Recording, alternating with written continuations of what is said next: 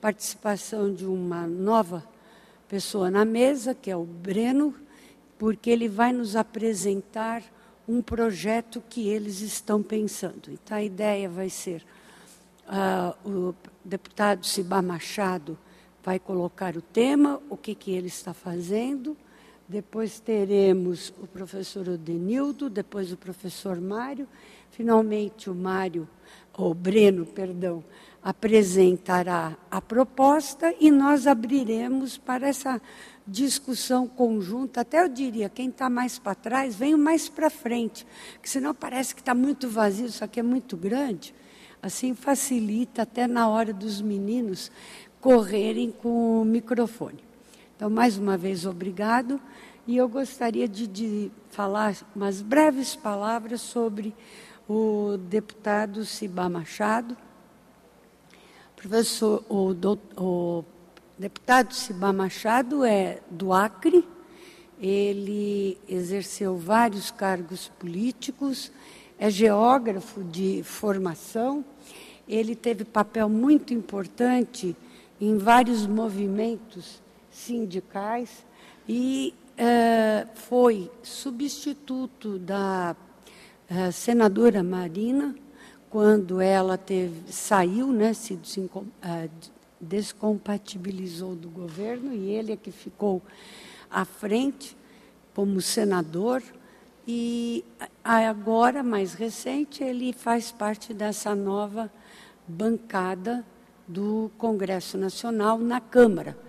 E um aspecto, quando nós estivemos com o deputado discutindo mesmo o código, levando dados do Código Florestal e de CETI, uma coisa que nos chamou a atenção, que eu quero compartilhar com todos, é que todo mundo que chega, né, na Câmara gosta de fazer parte de vários...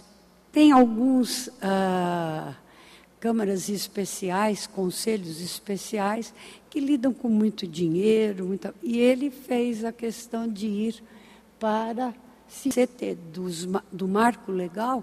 Ele tem chamado, por isso que estão aqui o presidente das fundações de apoio, o professor Mário, presidente do Conselho de Secretarias de Ciência e Tecnologia, o professor Odenildo, e eles vão apresentar para nós a ideia, e nós temos discutido muito isso, e não só discutido, né, a mesa parte já sentiu na carne, porque são cientistas e professores também, mas nós necessitamos urgentemente de uma legislação que realmente aponte para aquilo que é o discurso. Todo mundo quer inovação, né? O Brasil tem que sair do mesmo espaço. Então, para ter isso, nós temos que ter uma lei ágil, uma lei moderna, uma lei que não criminalize, como está sendo feito até hoje, as situações. Então, para mim, uma alegria muito grande e obrigada de o senhor estar aqui. A palavra com o senhor.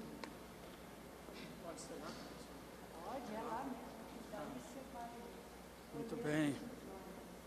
Opa. Boa tarde. Opa, falando muito perto. Boa tarde a todos.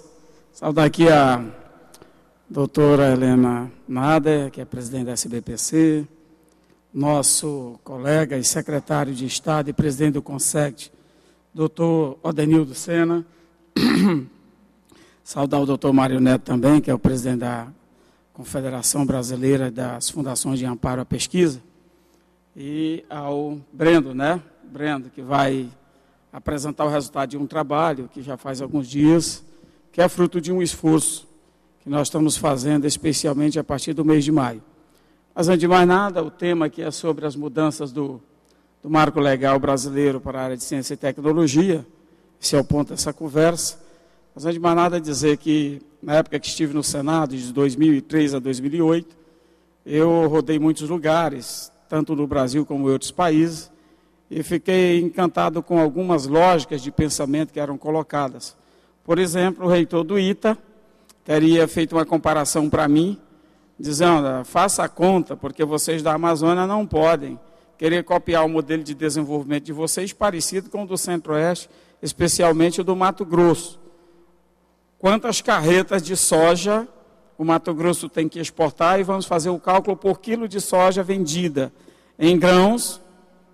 Pense num quilo de carro vendido, pense num quilo de avião e pense num quilo de foguete. Então, os números são... Sugiro que vocês da Amazônia vendam ideias, vendam patentes, e não carretas transportando matéria-prima. Então, eu fiquei desafiado, gostei. Ele disse em tom de brincadeira, mas eu gostei do desafio. De lá para cá, eu tenho isso como uma marca do pensamento. E, numa conversa que nós fizemos recentemente, lá no Consect, surgiu a ideia da gente organizar um grupo de trabalho para pensar algumas sugestões da mudança do marco legal. Então, eu vou só fazer aqui uma apresentação rápida de um cronograma, mas no sábado, não foi? Na reunião da SBPC, do Conselho, saiu a sugestão de pensar alguma coisa sobre os royalties do pré-sal. Então, eu já trouxe também algumas informações sobre o royalty do pré-sal, do qual eu vou deixar umas cartilhazinhas também. São poucas que eu trouxe aí, mas depois a gente tenta produzir mais. Eu posso ficar com isso na mão, que acho que facilita, né? Facilita mais. Então, vamos lá, rapidamente. Pode passar. Então, aqui, dos problemas que hoje ciência, tecnologia, pesquisa e inovação no Brasil enfrentam na legislação. A principal gargalo está na chamada Lei das Licitações, que é a Lei 8.666. Alguns chamam até número de besta-fera, né? Porque fica um número esquisito, né? E como tal, ela trata hoje um pesquisador da forma que trata um prefeito, que trata qualquer outro tipo de administrador público, nas mesmas condições. O prefeito recebe dinheiro para fazer uma rua, e o pesquisador que pega um recurso para fazer uma pesquisa, no final das contas, ele é tratado por igual. Segundo, a lei das subvenções, aí, essa questão dos convênios, contratos diretos e indiretos, que também trata da mesma maneira.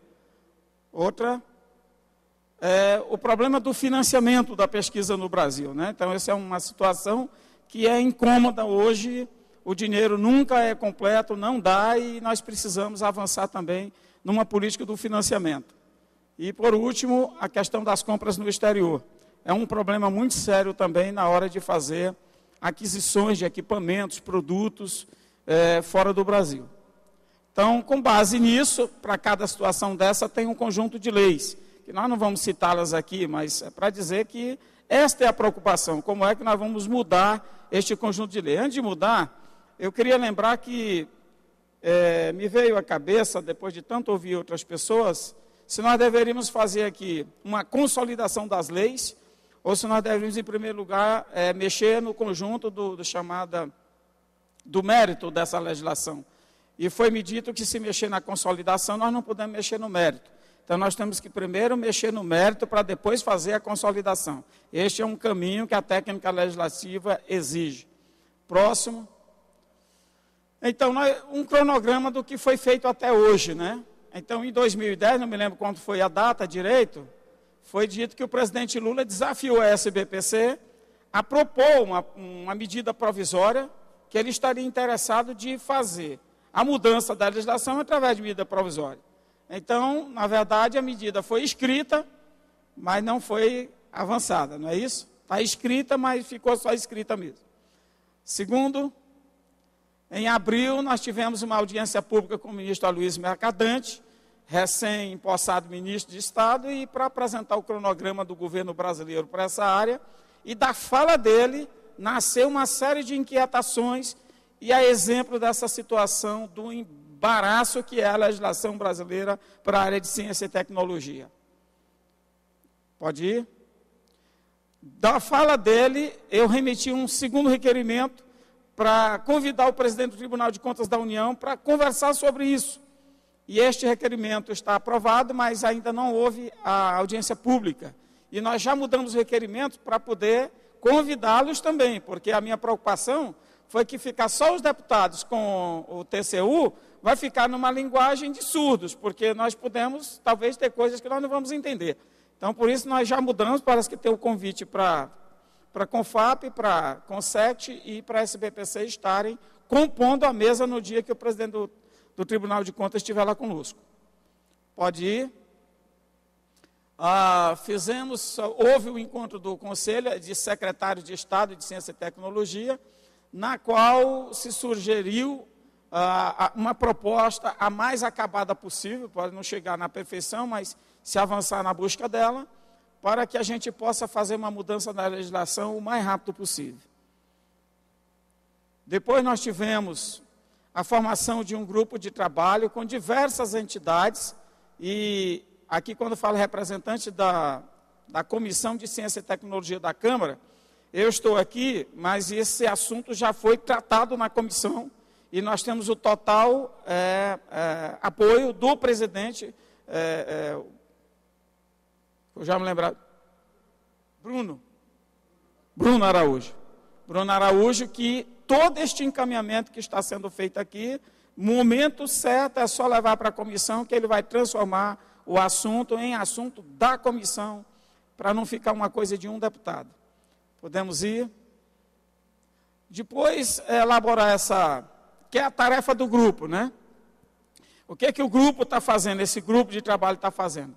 Em primeiro lugar, é elaborar essa proposta legislativa, para ser apresentada na Comissão de Ciência e Tecnologia, tanto da Câmara quanto a do Senado. A gente sugere que seja apresentada nas duas casas, simultaneamente, para não perdermos tempo, tá? Se vai numa de manhã, na outra à tarde, num dia uma, no dia outra, mas a gente combinar o jogo já com os dois presidentes assumindo isso. Segundo, na última reunião do Conselho da SBPC, que foi sábado passado, surgiu a pergunta sobre como é que está o debate do pré-sal. Como realmente a legislação sobre o pré-sal está em discussão, ela está ainda em fase de construção, eu juntei algumas informações que eu vou tentar apresentar aqui também. Pode passar. Então, o combinado ficou que até o final de junho, que já passou, dia 30, o grupo de trabalho reuniria as sugestões para se construir esse novo marco legal, que é o que foi feito, não é isso? Já vai ser apresentado daqui a pouco o resultado desse trabalho. Próximo, que até 15, é hoje o 15? Acho que é hoje o 15, né? Sexta. Então, até o 15, a proposta deveria ser formulada e apresentada, que é o que já vai ser feito aqui hoje. Então, antecipou alguns dias.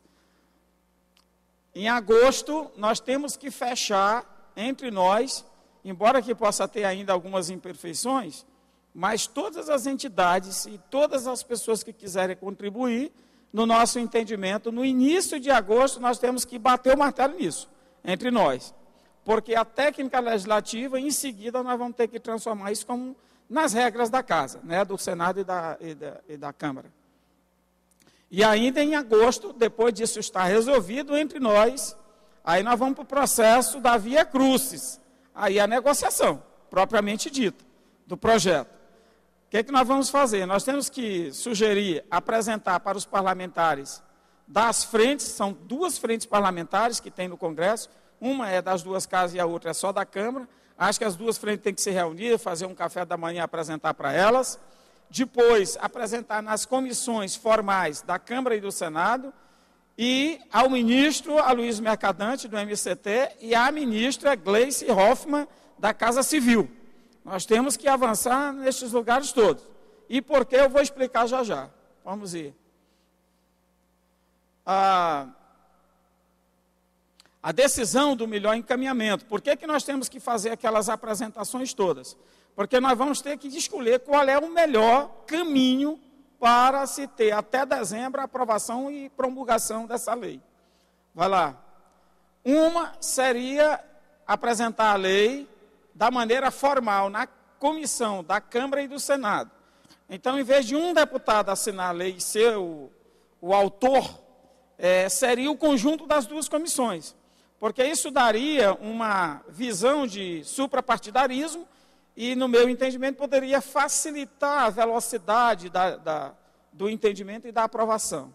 Outro caminho seria negociar com a ministra Gleice Hoffmann e o ministro Aloysio Mercadante para convencer a presidenta Dilma a apresentar como projeto de lei, mas de autoria do Poder Executivo.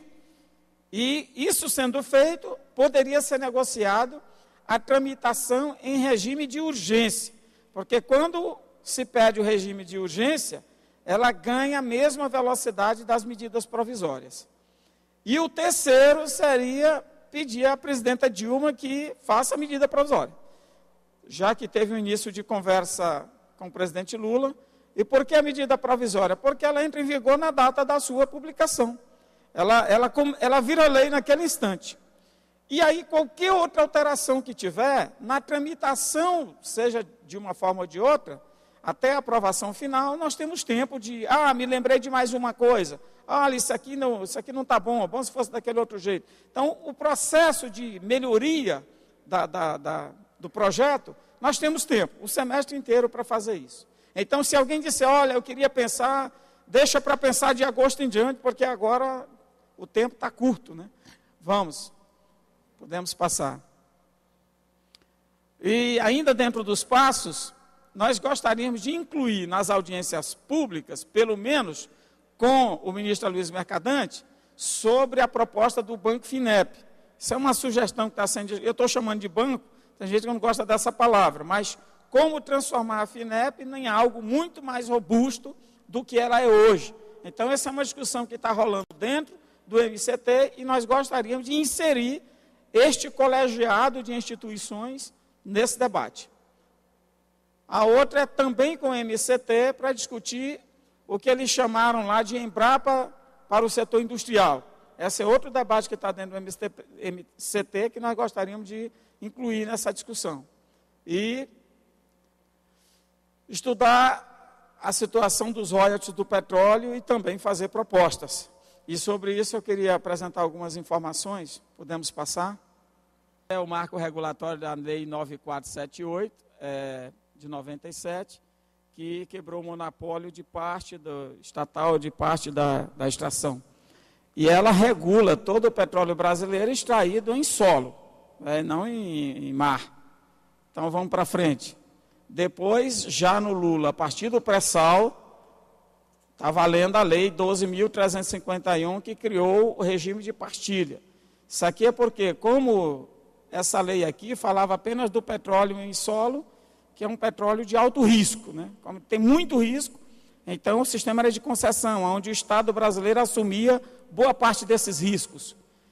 Como agora nós temos o pré-sal e é muito petróleo, e a certeza de ter petróleo é muito maior, então o risco é muito pequeno, então todos os países do mundo que mexem com grandes volumes de petróleo usam esse sistema, que não é mais de concessão, agora é de partilha. Ou seja, a empresa que cavar o poço assume os riscos, já que o risco é baixo. Então o sistema é de partilha, então foi incluído isso.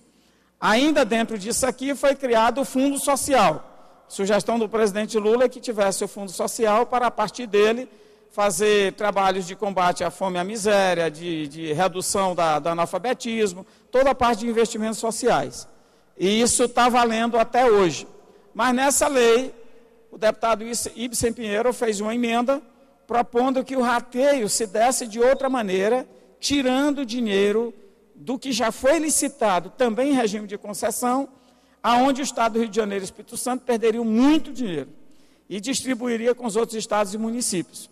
O presidente Lula não concordou e vetou esse artigo da lei e, portanto, essa lei está valendo, mas não com a emenda do deputado Ibsen Pinheiro.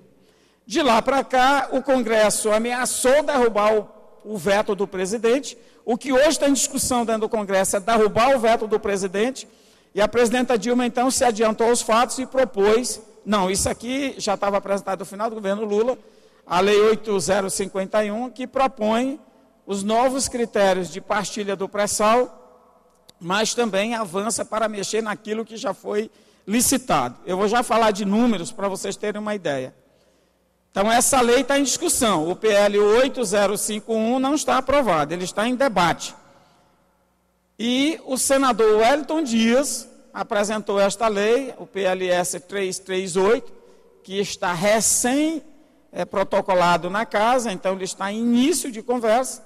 aonde ele faz toda uma análise de todo o conjunto de leis e propõe uma nova partilha que, segundo ele, não leva prejuízo ao Estado do Rio de Janeiro e nem aos outros estados produtores, mas que avança muito em atender o conjunto do Brasil e outros estados e municípios. E, no meio disso, ele faz uma boa proposta, que é o que eu já li ali da lei, na distribuição para a ciência e tecnologia, que é o papo que nos interessa aqui. Por exemplo, ele propõe que tudo que for dividido para estados e municípios não produtores, 40% do dinheiro seja carimbado na área de educação, 10% em infraestrutura, e aí vai. E para a ciência e tecnologia, 2%. E ainda assim ampliar a participação de ciência e tecnologia na parte da União. Então, a ciência e tecnologia ganharia na parte da União e na parte dos estados. Só não cita lá os municípios. Mas isso fica para discussão posterior. Então, eu vou deixar a cópia disso aqui, que é o que está assim, o resumo melhor hoje de entender essa lógica todinha é o projeto do senador Wellington Dias, que eu vou deixar a cópia. Podemos ir? E, em seguida, a presidenta Dilma propôs que alguns governadores de estados produtores e alguns de estados não produtores de petróleo façam uma conversa entre si e apresentem para ela alguma sugestão sobre isso. Essas conversas estão bem embrionárias, não tem muita coisa concreta, não. Vai. Aqui um número, para você ter uma ideia do pré-sal, como é que ele está hoje. Isso hoje é nessa primeira coluna aqui, que é o 2010. Olha só, nós temos dinheiro de royalty e da chamada participação especial. Royalty arrecadou no ano passado 10 bilhões de reais e a participação especial 12. 22 bilhões já foram arrecadados no ano passado e já foram distribuídos. Para 2015, nós saímos de 2 milhões de barris de petróleo para 4 milhões mais ou menos, e vai ter uma receita total de 60 bilhões de reais no ano de 2015. E para 2020 a 2022, 6 milhões de barris de petróleo por dia, que vai dar a receita bruta de 98 bilhões de reais. Estes números diz respeito ao petróleo já comprovado. Tudo que vier descobrir ainda, aliás, tem 2 poços novos já descobertos que não estão nessa conta. Então, nós estamos falando de mais de 100 bilhões de reais a partir de 2020. Como distribuir esse dinheiro? Para quem? Como é que nós vamos fazer? É o grande debate que tem que ser feito. E eu entendo que é preciso também a comunidade científica brasileira se pronunciar sobre este assunto, porque nós estamos falando de uma coisa que ninguém contava. Então, para passar, vamos lá. Já estamos encerrando. Pode apertar mais uma vez. Aí é só uma palavra de ordem aqui, para a gente estar lembrando, né? Conhecimento como foco de poder. Rapidamente aqui, professor, para alugar o ouvido, já vou passar. Eu estava estudando que no poder você tem 3 formas de segurar. Uma pela força das armas, outra pela força da economia e outra pela força do conhecimento. Qual dos 3 que a gente vai querer é a nossa discussão. Então, qual é o caminho que a gente quer? Então, eu estou entendendo que o caminho do Brasil é o terceiro. Nós precisamos avançar em poder solidário com o próprio país e com outros, através do conhecimento. E, por último, quero apresentar o nome das entidades que ajudaram nesse debate: CNPq, CONSET, FAPESP, FINEP, MCT, Embrapa, CONFAP, ANDIF, SCAPES, SBPC, CONFIAS, e estamos agora para receber o trabalho aqui que o Brendo vai apresentar. E a última tem mais uma?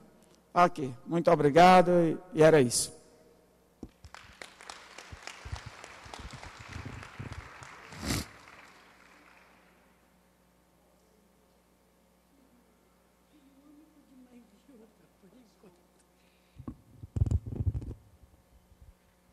Bom, obrigada, deputado. Eu passo a palavra agora, então, para o professor, você, né, Odenildo? Professor Odenildo Sena, que é professor da Universidade Federal do Amazonas, é secretário de Estado de Ciência e Tecnologia do Amazonas e preside a confederação, o conselho de secretários de Ciência e Tecnologia do país, e é nosso grande amigo já da SBPC, foi um grande parceiro, continua sendo um grande parceiro. O que ele nos ajudou para a realização da reunião anual lá em Manaus, que foi um sucesso, e também nas reuniões regionais. Então, mais uma vez, nunca é pouco, a gente nunca deve deixar de agradecer quando tem oportunidade. Então, a SBPC lhe agradece por todos os esforços que têm feito por nós nesses anos. Eu quero, inicialmente, registrar meus cumprimentos à doutora Helena Nader, presidente da SBPC. Quero aqui de público parabenizá-la por ter sido recém-eleita presidenta desta importante instituição, né? E devo dizer também que assumir de público, que fiz campanha cerrada para a Helena, né? Até por entender que nesse seu histórico de atuação na área, ela tem uma profunda identidade com a região amazônica. Eu quero cumprimentar o deputado Cibá Machado, que já há algum tempo, né, adentrou a esse barco, né, e a gente pretende e deseja que ele continue nele, nessa luta, né, que é importante para o país. É, portanto, uma referência muito grande nossa na Comissão de Ciência e Tecnologia da Câmara dos Deputados. Eu cumprimento também o doutor Mário Neto, que é presidente da FAPEMIG.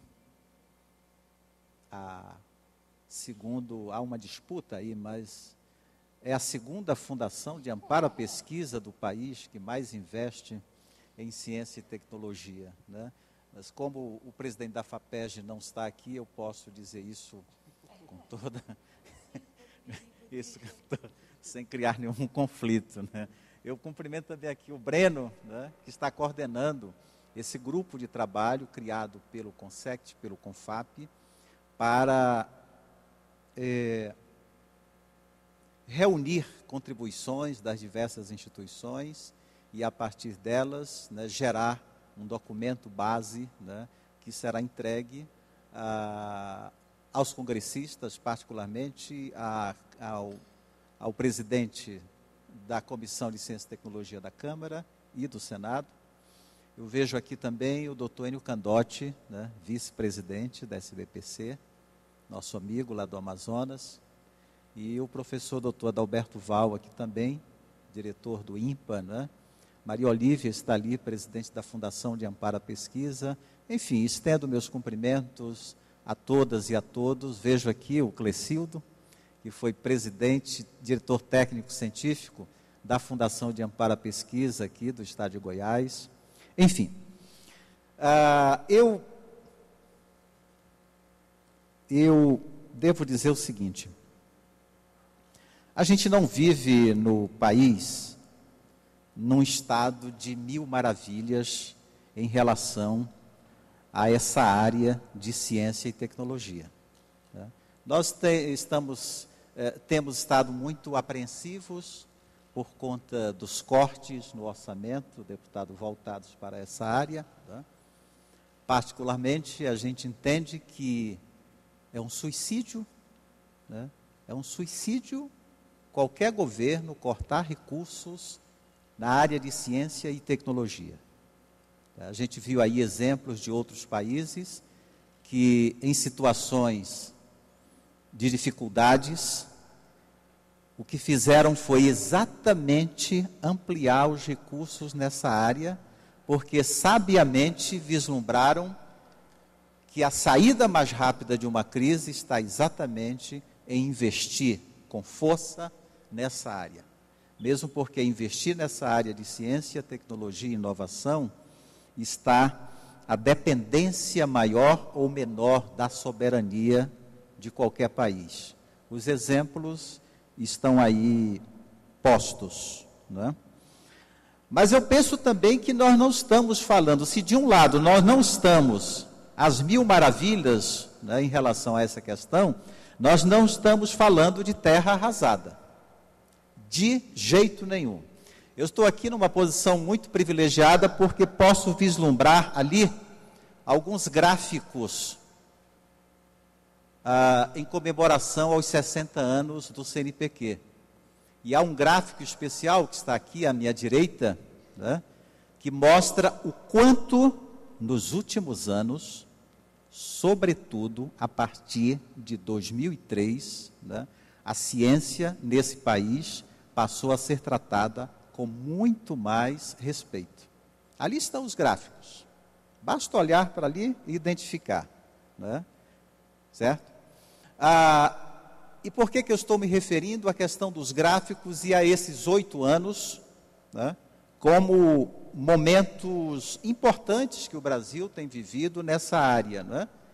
Justamente para dizer que se hoje nós estamos aqui, numa sessão como essa da SBPC, discutindo marcos legais, isso não aconteceu por acaso.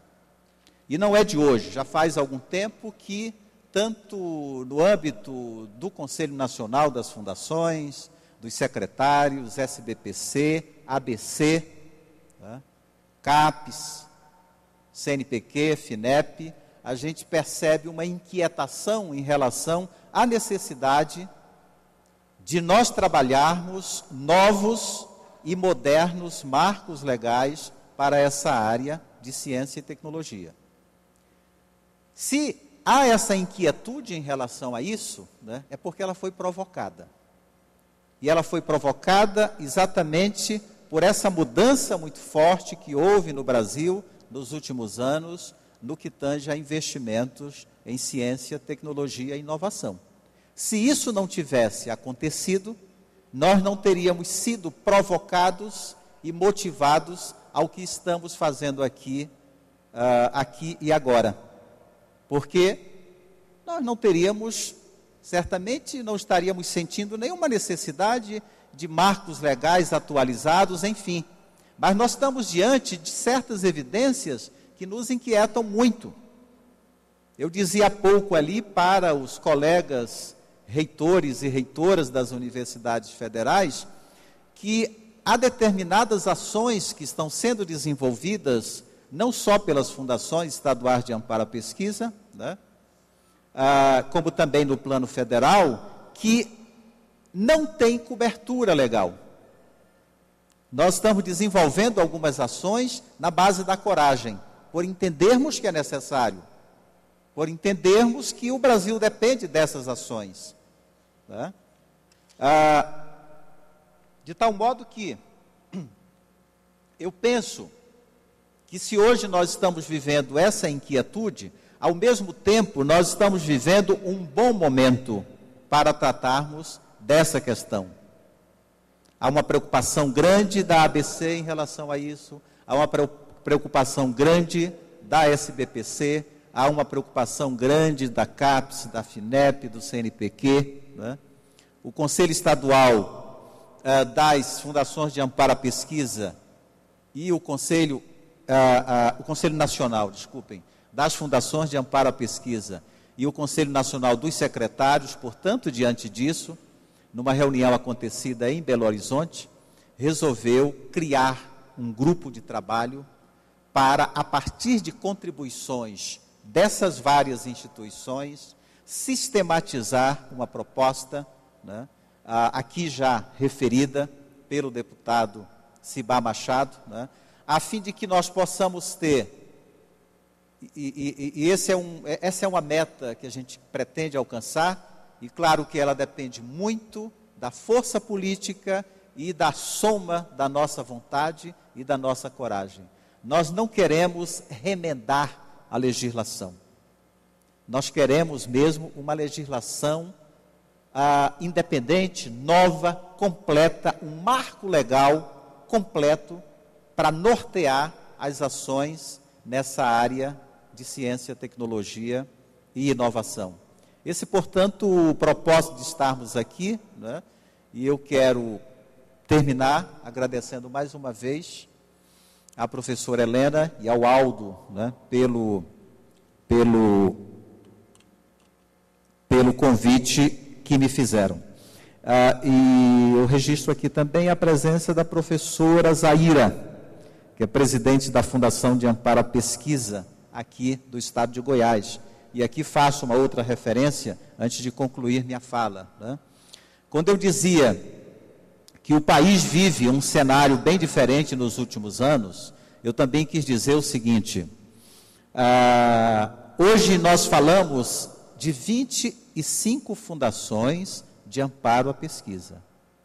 Apenas Rondônia e Roraima ainda não contam com a sua fundação.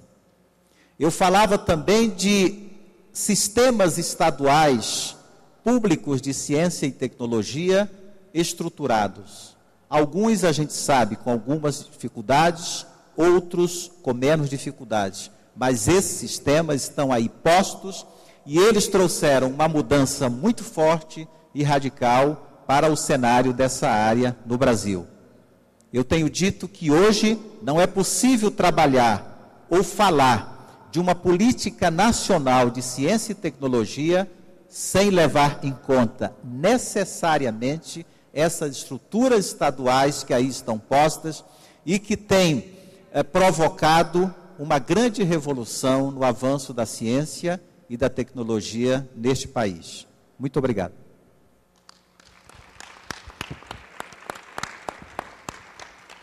Obrigada, professor Odenildo, e passo a palavra agora ao presidente da Confederação Nacional, Conselho Nacional de Fundação de Apoios, que também é presidente da Fundação de Apoio da FAPEMIG, que é, podemos dizer, a segunda. Pelos números que eu sei, também eu acho que vocês estão na frente. E agradecer ao professor Odenildo também, é professor universitário, engenheiro de formação, esqueci de dizer, o ex-reitor, o professor Odenildo também professor universitário da UFAM e filólogo, está certo? Então, o que eu queria colocar é que todos que estão aqui, 1, 2, 3, somos usuários do sistema e provedores do sistema de ciência, tecnologia e inovação. Então, professor Mário, muito obrigada.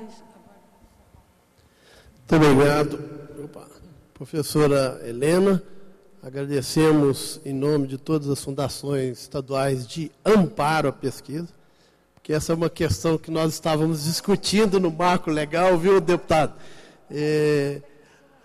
Há uma necessidade, especialmente para os órgãos de controle, a diferenciação entre fundação de amparo e fundação de apoio. A fundação de amparo é uma agência pública de fomento à ciência, tecnologia e inovação. As fundações de apoio são entidades privadas sem fins lucrativos, criadas por lei especial, para apoiar as universidades e os centros de pesquisa. Essa é uma questão que, inclusive, o nosso redator Breno, aqui em nome da comissão, já vai começar fazendo um glossário do novo marco legal. Mas, professora, muito obrigado pela oportunidade. É um prazer estar aqui. A SBPC, nos seus encontros, tem feito grandes avanços para a ciência brasileira, exatamente os fundos setoriais, uma série de propostas nasceram exatamente das discussões dos encontros da SBPC, esse é o 63º, né? Então são 63 anos, né, de contribuição, muito importante que estejamos aqui. Queria saudar também o deputado Cibá Machado e dizer como é diferente a saudação dependendo do estado que a pessoa vem. O professor Odenildo, né, também saúda aqui, grande amigo, o saudou porque você agora está neste barco, coisa de amazonense, né? Um bom mineiro como eu vai dizer o seguinte: deputado, você está com a faca e o queijo na mão, né, para contribuir para o avanço da ciência, tecnologia e inovação. Mas, de qualquer maneira, é um trem complicado que nós precisamos resolver, né? Então, eu queria saudar também o Odenildo, já saudei, né, grande parceiro, e essa parceria foi muito importante, porque a articulação entre os dois conselhos nacionais é fundamental para que a gente possa está aí liderando essa discussão e agregando esses outros elementos, como disse a professora Helena, nós somos originários da academia, o que nos facilita muito conhecer os dois lados do balcão. O lado do usuário, né, de como pesquisador, aquele que precisa, né, dos recursos e do apoio das agências de fomento para tocar as suas pesquisas, e depois estarmos do outro lado financiando essas pesquisas. Isso facilitou muito, né, o nosso trabalho conhecendo os dois lados. O Breno depois vai falar para nós sobre, então, o resultado desse trabalho, que é um trabalho intenso que ocorreu exatamente há pouco mais de um mês, porque essa comissão foi formada na reunião de Belo Horizonte, que foi em 30 de maio, né, 30 de maio agora desse ano.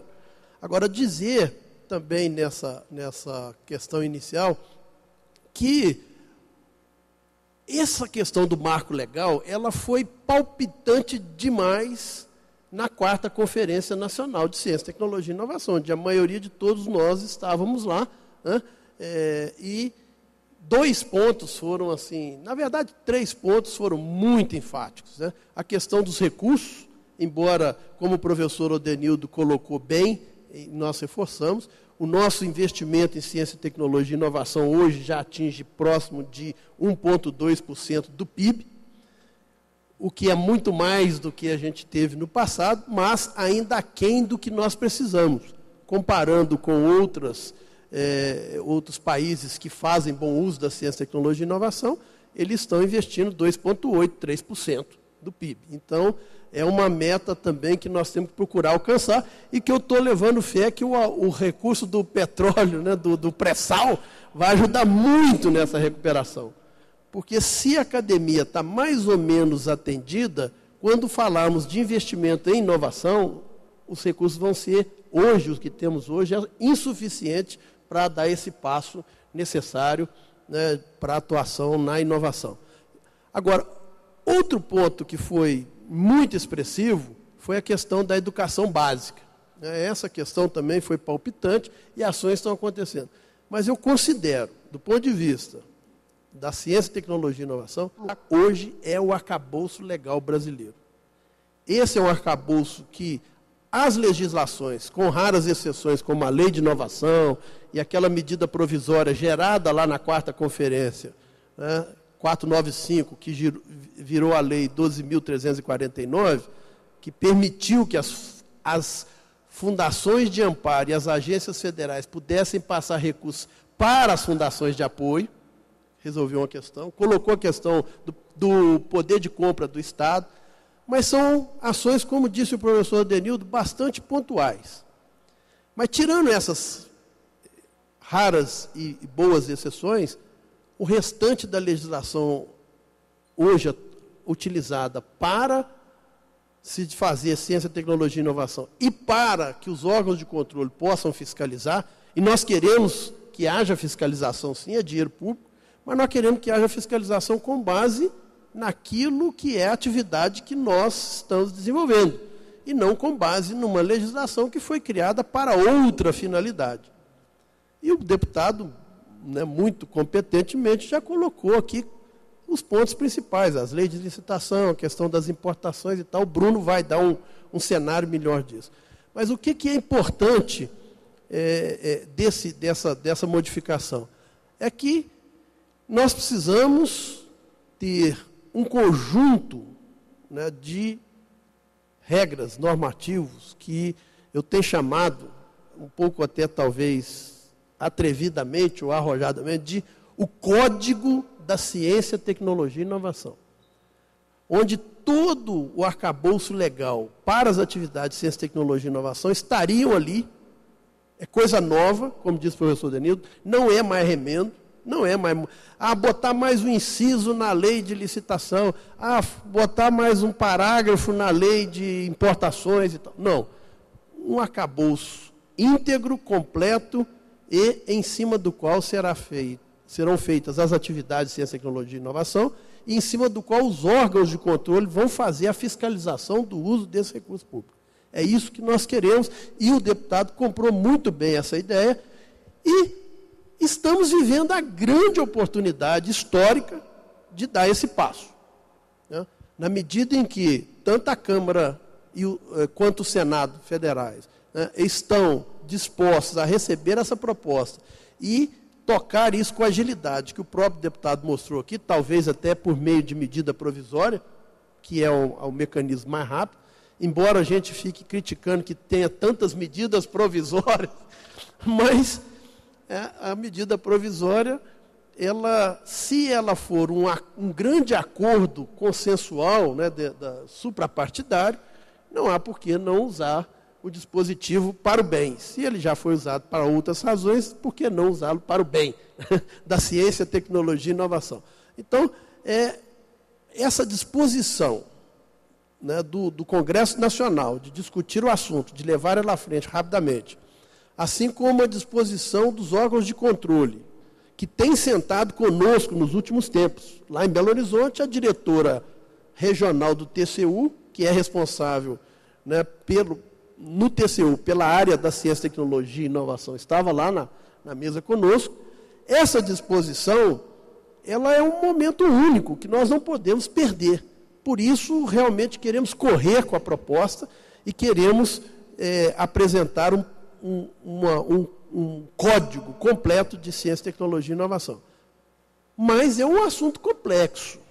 E várias entidades têm colaborado nessa participação. A SBPC mandou o estudo que foi feito para que a gente pudesse utilizar os elementos e ver se todos estão sendo contemplados na proposta, né? A CAPES mandou, o CNPq mandou, né? A Andifes tivemos hoje conversando com eles, o CONFIES, que é aí sim, Conselho das Fundações de Apoio, também enviou proposta. Então, quer dizer, existe um conjunto de sugestões que são tem itens muito variados e ele é muito amplo no seu todo e complexo por princípio. Portanto, nós precisamos ter um tempinho a mais do que 15 de julho, né, para que a gente possa entregar. Nós vamos entregar aqui agora, o Breno vai entregar aqui simbolicamente, né, o trabalho do grupo até aqui. Mas um texto mesmo preparado e tal, nós vamos combinar com o deputado para que isso seja feito em agosto, a tempo da gente fazer aí uma redação, não redação legislativa, mas uma redação dos itens e das suas sugestões de solução, né, num texto mais encorpado, mais completo, mais abrangente e que tenha a profundidade que o assunto merece. Inclusive colocando as ressalvas que a gente sabe que tem coisas que terão que ser mexidas, que são sensíveis e que precisariam realmente de um trabalho bem feito, como nós estamos propondo fazer. Portanto, pessoal, eu acho que é uma oportunidade ímpar e que nós não podemos perder. O professor Odenildo, e eu queria também enfatizar esse último item, antes de encerrar minha fala, de que o fato dos estados, né, através das suas secretarias de ciência e tecnologia e de suas fundações de amparo à pesquisa, terem nos últimos tempos entrado de forma significativa no Sistema Nacional de Ciência, Tecnologia e Inovação, inclusive entrando não só com a capilaridade de estar em todos os estados, com conhecimento de saber a necessidade regional de cada estado e de cada local, mas também com volumes expressivos para a contribuição do desenvolvimento da ciência, tecnologia e inovação. Eu sei que o professor Glaucio, presidente do CNPq, falou aqui nesse auditório mais cedo do expressivo volume que as fundações estaduais de amparo à pesquisa têm investido anualmente no sistema. Para vocês terem uma ideia, nós ainda estamos levantando dados de 2010, viu, professora Helena? Mas em 2009, as FAPES, esse conjunto de FAPES, de fundações estaduais de amparo à pesquisa, investiu 1,6 bilhão de reais em ciência e tecnologia. Executado. Não é nem o devido, porque alguns estados ainda não cumprem o dispositivo constitucional. Mas o que foi executado chegou a 1,6 bilhão de reais. Esse de 2010, isso deve chegar a 1,8, a próximo de 1,9 bilhão de reais. Não é um recurso desprezível. Um outro dado, que para bolsas de pós-graduação em estrito sensu, chegamos a 10 mil bolsas de contribuição só das fundações estaduais de amparo à pesquisa. Então, é um sistema hoje que não pode ser desprezado. Eu estou vendo aqui a nossa amiga Ana Lúcia do CNPq, a quem cumprimento, né, pela presença aqui, a parceria. Os INCTs, Institutos Nacionais de Ciência e Tecnologia, que foi um dos maiores programas já feitos no Brasil, o maior programa feito no Brasil, com investimentos da ordem de 600 milhões de reais, 250 milhões foram investidos pelas fundações estaduais de amparo à pesquisa, do total. Então, é uma parceria que não é desprezível e que tem o seu papel importante nos outros elementos que nós colocamos. Então, gostaríamos que isso fosse levado em consideração para que a gente pudesse, então, resolvendo a questão da legislação, pudéssemos, inclusive, superar dificuldades que as agências federais têm de fazer parceria com as agências estaduais. Às vezes, existe recurso no CNPq para trabalhar em parceria com as FAPs, ou na FINEP para trabalhar em parceria com as FAPs, ou na CAPES para trabalhar em parceria com as FAPs, e os instrumentos jurídicos e o arcabouço legal vigente, ele praticamente impede, né, como já impediu de fato, né, relacionamentos com a FINEP durante o ano de 2009 e 2010 ficaram impossíveis de ser resolvidos, por causa da legislação vigente. Então, é realmente o grande obstáculo que nós temos que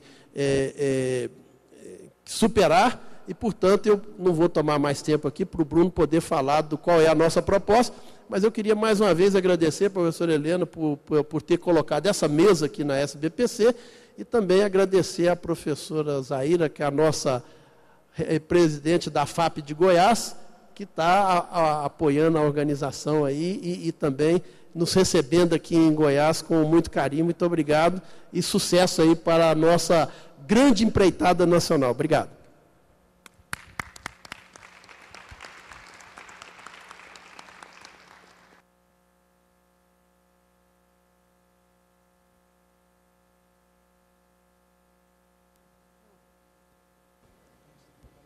Acabando a bateria.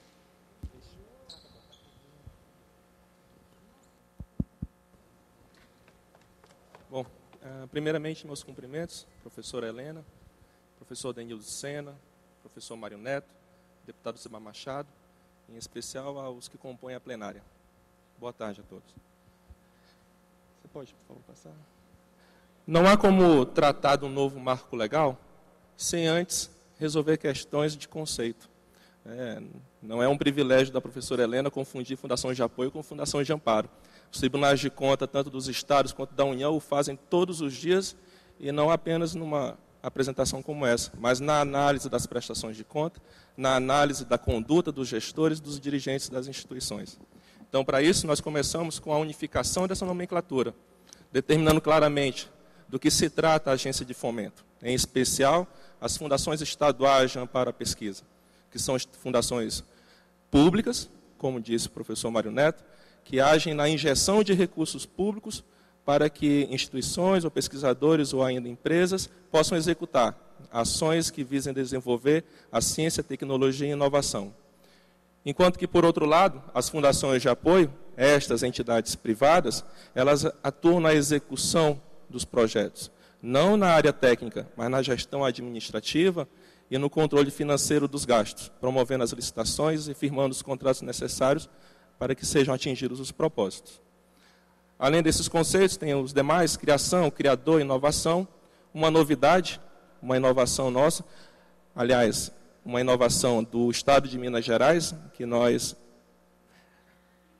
trouxemos para o nosso trabalho, que é a criação da Entidade de Ciência, Tecnologia e Inovação, a SCTI. A SCTI é uma entidade pública ou privada que tenha ou que não tenha fins lucrativos, mas que preveja expressamente no seu estatuto social ou na lei que a criou o objetivo e a missão de desenvolver a ciência, a tecnologia e a inovação.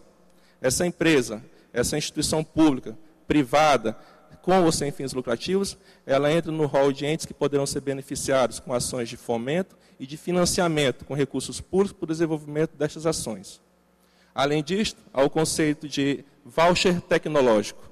Voucher tecnológico é um instrumento idealizado por países do estrangeiro, que se trata, na verdade, de um crédito, uma espécie de cheque ao portador, um crédito não reembolsável, que as agências de fomento repassam às instituições, às pessoas físicas, no caso pesquisadores, instituições de apoio, aqueles entes que estejam participando da ciência e tecnologia, para que eles possam contratar serviços, para que eles possam alugar laboratórios, para que eles possam remunerar a transferência de tecnologia.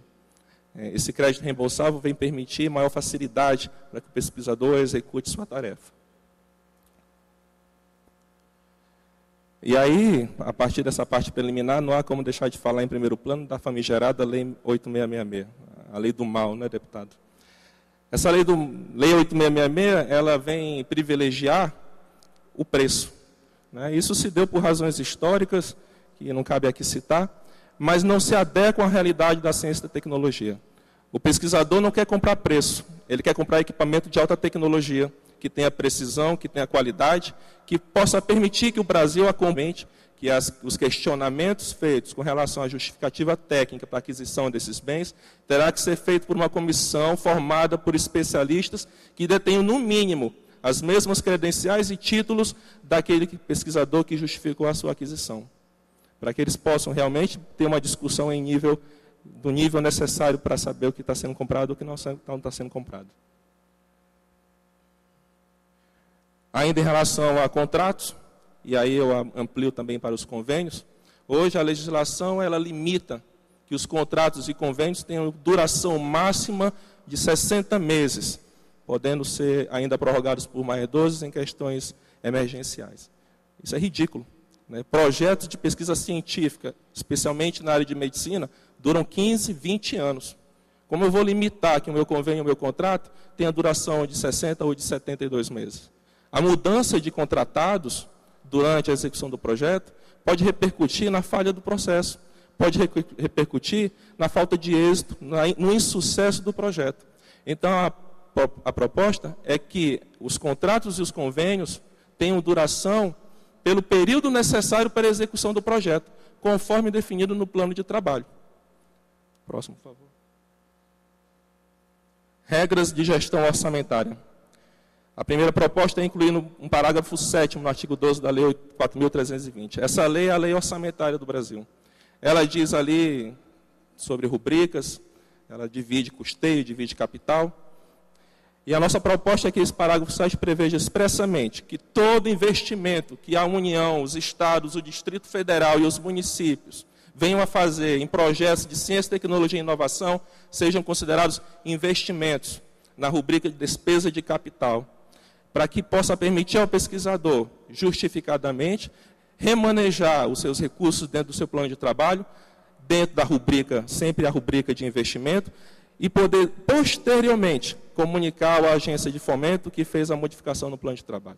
Hoje, para você fazer o remanejamento, você leva 6 meses. Quando você consegue o remanejamento, ele já não serve mais o propósito original. Isso vai acabar com essa situação. A segunda proposta trata da possibilidade de investir bens e serviços gerados ou adquiridos com aplicação de recursos destinados ao estímulo e inovação. Bem, permitir, né, que desde o início, desde a aquisição do bem, aquele bem seja incorporado ao patrimônio da agência que está realizando a pesquisa. Acontece hoje que a agência de fomento repassa o recurso à universidade, a universidade compra o bem, que fica sobre responsabilidade da agência de fomento, e depois da prestação de contas, sabe lá Deus quando esse bem vai ser doado à instituição. A proposta é que o bem seja incorporado ao patrimônio da instituição desde sua aquisição.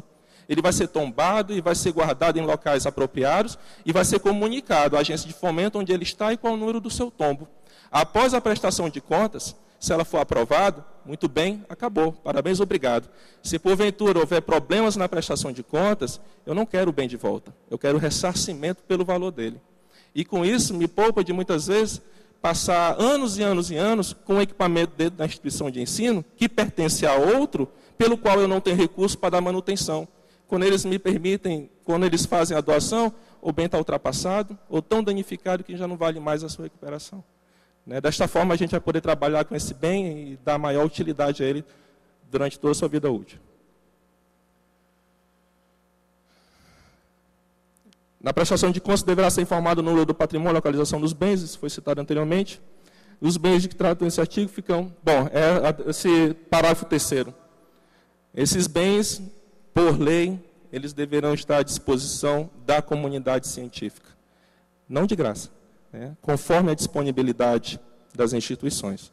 Mas ele poderá ser usado conforme convênios que venham a ser firmados ou termos de parceria entre as diversas instituições que possam ter necessidade dele. As disposições deste artigo não vão se aplicar à propriedade intelectual. E eu dava um exemplo há pouco ao professor Denildo. Eu dizia que a agência de fomento poderia eventualmente financiar uma pesquisa para desenvolver, por exemplo, um carro que voe. A agência de fomento pagaria o carro. De quem é o carro? É da instituição de pesquisa. Mas quando ele chegar ao resultado, quando esse carro voar, essa voação não é da instituição de pesquisa. Essa voação é propriedade dos partícipes que investiram nele, conforme a parcela do seu investimento. Isso é a propriedade intelectual. A propriedade intelectual ela vai seguir as regras que foram estipuladas no convênio, no termo de parceria ou documento que o valha. O bem será da instituição, a propriedade será das instituições que financiaram.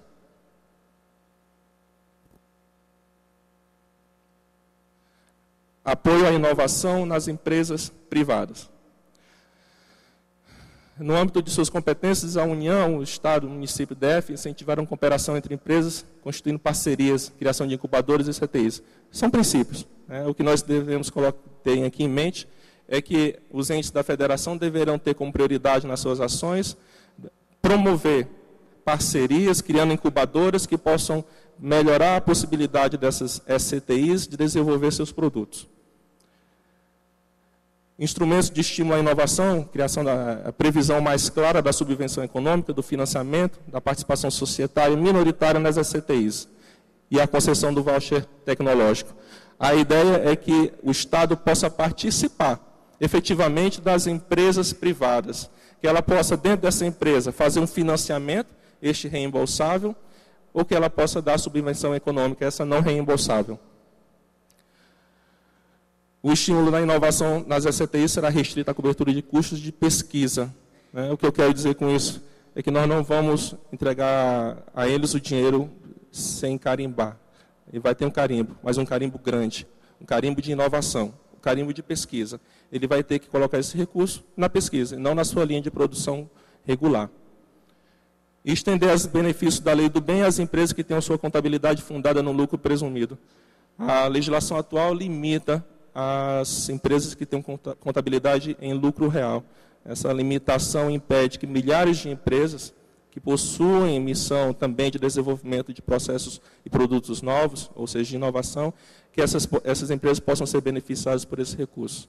A ideia é ampliar a possibilidade para também as de lucro presumido. Quanto à importação de equipamentos de ciência e tecnologia. Em primeiro passo, citar que nós recebemos do CNPq uma proposta legislativa que trata com muita sapiência sobre o importa-fácil. Importa-fácil que é um processo de importação criado pelo Correio, pela empresa brasileira de Correios, né, em participação com o governo federal também, que desburocratizou a importação de equipamentos, de bens em geral. Então, a proposta seria ampliar, né, o procedimento do importa-fácil para esses equipamentos voltados para a ciência e tecnologia. Esse ato normativo será elaborado de forma a promover a importação de bens de forma simplificada, cabendo dispor expressamente, no mínimo, sobre o caráter prioritário no desembaraço aduaneiro. Eu estou falando aqui de canal verde obrigatório. O produto chega hoje no aeroporto e passa 30 dias para ser liberado, porque ele cai no canal vermelho. O auditor tem 30 contêineres para olhar e só no final do mês ele vai liberar. Se trata-se de um produto perecível, ele já não vai mais servir. Se trata-se de um equipamento de urgência, quando ele chegar já está atrasado. Para isso, a proposta também prevê o treinamento dos servidores da Receita Federal e a indicação de um aeroporto único que venha a receber esse tipo de equipamento de importação, para que a gente possa, dentro dessa estrutura aeroportuária, ter uma equipe que saiba do que está tratando, que reconheça entre o produto e o equipamento de ciência e tecnologia uma diferença, uma importância maior do que os demais bens que estarão lá sendo desembaraçados. Prestação de contas. A proposta inicial seria unificar manuais de prestação de contas. Mas nós passamos isso para um processo de ampliação. A nossa proposta agora passa a ser determinar a União, Estados, DF e município, que eles ditem diretrizes, que eles ditem regras que venham a ser cumpridas pelos entes abaixo, Estados, DF e município, que venha a ter um sistema de prestação de contas flexível, que leve em consideração os resultados da pesquisa e não a mera contabilidade. Prevê também a flexibilidade no remanejamento, como eu disse no item anterior, justificadamente, levando em consideração o cumprimento do objeto. E eu não estou falando aqui de sucesso ou de insucesso. A pesquisa ela tá sujeita a não obter um êxito. Tanto é que é um processo de inovação. Eu estou aqui desenvolvendo uma ideia. Mas se essa ideia for executada conforme foi previsto no plano de trabalho, é disso que eu estou falando quando ele for cumprido. Então, eu posso remanejar minhas rubricas lá dentro, minhas sub-rubricas, aliás, que a rubrica vai ser aquela de capital de investimento, despesa de capital, que eu possa estar remanejando facilmente, justificando a posterior que eu fiz remanejamento. Segundo ponto, prestação de contas mediante relatório. E um exemplo bem claro de entender como isso funciona é o nosso imposto de renda. O imposto de renda é declarado por um relatório, inclusive eletrônico. Somente nos casos em que há uma divergência muito grande, a Receita Federal me exige a apresentação da documentação. Isso melhoraria sobremaneira a execução desses projetos e a preocupação dos pesquisadores. Seria, então, a prestação de contas feita por um relatório. E em casos específicos, onde houvesse realmente problemas bem flagrantes, seria feita a análise criteriosa com a documentação física sendo encaminhada ao órgão de fomento. Além disso, e também nessa mesma linha, tornar o processo de prestação de contas eletrônico. É exemplo do que acontece na Receita Federal. Entrar no site da agência de fomento e lá ter o formulário de preenchimento das contas e o pesquisador poder dali estar prestando contas sobre sua execução. De forma a facilitar, de forma a agilizar, de forma a tirar das atividades dele as burocracias e permitir que ele se dedique mais à sua área afim, à pesquisa científica. Dedicação exclusiva.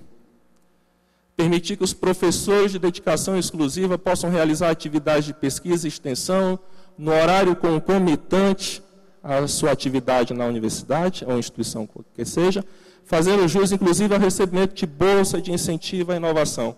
O Tribunal de Contas bate forte nisso. Mas bate forte porque não tem conhecimento de causa. Porque não sabe que se o professor ficar só na sala de aula, a pesquisa para. É importantíssimo, então, possibilitar a ele que esteja executando também as atividades de inovação, ainda que fora da universidade, mas desde que os propósitos estejam alinhados ao projeto da universidade e poder receber remuneração por isto, a bolsa de incentivo à inovação. Porque, afinal, se não fosse por isto, por que ele se daria o trabalho de sair da sua sala de aula? Queremos promover o desenvolvimento da ciência e tecnologia, mas temos que permitir isso. Além do que, vem a história da biodiversidade. O CNPq, inclusive, está à frente nesse processo, formulou um fantástico projeto de lei que está sendo incorporado às atividades do CONCERT e CONFAP. Então, nós temos a proposta de permitir a coleta e a exploração dos recursos genéticos da fauna e da flora para a execução de projetos de ciência e tecnologia. A exemplo do que está sendo feito já previsto pelo projeto do CNPq. Siconv. Siconv é um problema. Imagine registrar 5.000 bolsas de estudo todo mês no Siconv. Não tem fundação que aguente. Então, nossa proposta é excluir totalmente dos registros no Siconv os contratos, convênios e projetos que tenham pertinência temática com ciência, tecnologia e inovação. Sem mais nem menos. Simples assim. Com relação ao pesquisador estrangeiro. Hoje, o pesquisador estrangeiro, ele não pode trabalhar dentro das empresas em projetos de inovação, nem receber bolsa de incentivo à inovação. Aliás, pouco pode fazer. A proposta é ampliar a possibilidade dele atuar na pesquisa científica, ainda que ele detenha apenas o visto provisório. Com isso, nós encerramos essa apresentação, deixando claro que o trabalho não está completo. Como foi dito anteriormente, ainda haverá diversas reuniões desse grupo de trabalho, até o dia 27 de agosto, quando nós apresentaremos finalmente uma minuta final, na próxima reunião com o SET Confap em João Pessoa. E eu deixo aqui um lema que eu escutei de uma pessoa que eu admiro muito: sem inovação não há salvação. Obrigado a todos. Obrigado, Breno. Acho que é deles. Bom, aí estão algumas das sugestões, né, da essência do que está sendo proposto. Eu vou abrir para a plateia, mas antes eu queria lembrar, fazer já uma pergunta. Você apontou ali a biodiversidade, o SINCOV, mas nós temos um outro estrangulamento, INPI. Tá dentro? Porque não adianta, o INPI é um desastre. O outro desastre que também nós temos que pôr nessas importações, eu sou da área da saúde, né, você sabe, é a Anvisa. Então, se a gente não combinar também com esses outros dois, porque depois que você faz, você também tem um problema na liberação de tentar patentear. Isso vai ser outro estrangulamento. E muitas vezes não é nem a patente, pode ser só uma mudança de protocolo. Acho que isso também a gente teria que ver, e a facilitação da Anvisa, né? Eu acho que a gente tem que abrir para o debate, perguntando se está cobrindo universidade, está cobrindo, pelo que eu entendi do que você colocou, né, a versão final pega tanto uma universidade, quanto um instituto de pesquisa, quanto uma OS, quanto uma OCIP, quer dizer, um quadro é ciência, tecnologia e inovação. Como foi dito, professora, nós propusemos aqui a criação da SCTI. Essa SCTI seria uma instituição, um órgão público ou privado, com ou sem fins lucrativos, que tenha dentro do seu propósito, seu estatuto social, sua lei delegada ou o documento que tenha ali criado, que preveja claramente a missão institucional de fomentar e desenvolver ciência, tecnologia e inovação. Então, dentro desse conceito, nós vamos encontrar as OCIPs, vamos encontrar as ICTs, vamos encontrar as fundações de apoio, de amparo, secretarias, todos eles, né? Trazemos tudo para uma única nomenclatura, para que não haja mais distinção. Porque se o propósito é desenvolver ciência, tecnologia e inovação, e nós estamos no momento de inovar esse marco legal, nós devemos buscar o máximo. Devemos buscar ampliar o máximo para que a ciência e tecnologia seja o nosso foco, sem dividir aí essas instituições entre marcas, fundação de apoio, fundação de amparo ou lá o que seja. Com relação ao INPI, esse grupo de trabalho trabalhou também na temática de INPI, especialmente com relação aos longos prazos que o INPI leva para finalizar um processo de patente, e também com relação ao prazo de sigilo, hoje limitado em 18 meses. O INPI leva 8 anos para patentear, e me permite sigilo por 18 meses. Nós não trouxemos ainda para cá, porque carecia de mais maturação, mas a proposta seria, no mínimo, determinar que o prazo de sigilo perdurasse enquanto durasse o processo de patente. Nós gostaríamos muito de determinar os prazos que o INPI deveria cumprir, mas isso é uma condição administrativa interna do INPI, em que pese todas as tentativas de melhorar seu trabalho, ainda carece de pessoal qualificado, de gente que tenha competência para dar dinamidade a esse processo. Obrigada. Eu gostaria, antes de encerrar, de agradecer muito aos membros dessa mesa, deputado Cibá Machado, nosso